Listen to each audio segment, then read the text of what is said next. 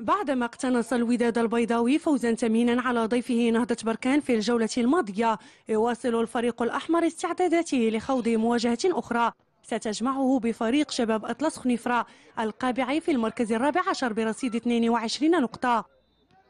فريق الوداد يسعى لكسب رهان موقعة خنيفرة التي ستدور أطوارها بالملعب البلدي لخنيفرة السبت المقبل، علما أن مباراة الذهاب انتهت لصالح الوداد البيضاوي بهدفين نظيفين.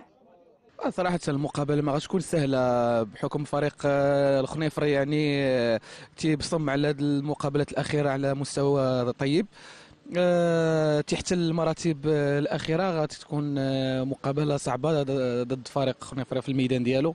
نتمنى أننا يحالفنا الحظ باش نحصلوا على واحد 3 نقاط اللي تخلينا أننا لاعبين بالأريحية في مقدمة الترتيب. C'est une équipe qui est difficile à battre chez elle.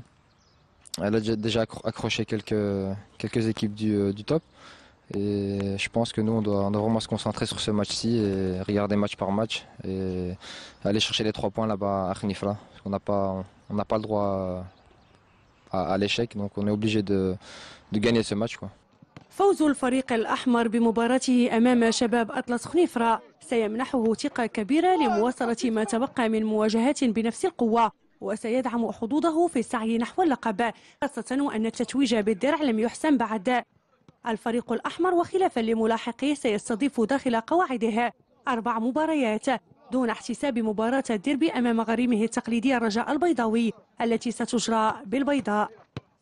فما كاينه حتى شي مباراه سهله، فاحنا كنلعبوا كل مباراه، وان شاء الله حنا عازمين باش نحققوا هذا العام البطوله الوطنيه، وان شاء الله نكونوا في حسن ظن جمهور الوداد البيضاوي. وهذا الشيء اللي تطمحوا ليه جميع مكونات فريق الوداد، اننا نبقاو متصدرين البطوله الوطنيه حتى لاخر دوره، ونتمنى ان شاء الله اننا نفوزوا بهذه المقابله هذه باش تخلينا اننا نبصموا على مقابلات اللي جايين ان شاء الله بمستوى طيب ان شاء الله. وان شاء الله كيف ما كتشوفوا راه غاديين مزيان، وان شاء الله راه البطوله 18 العام ان شاء الله ما كاينش اللي غيحيد علينا.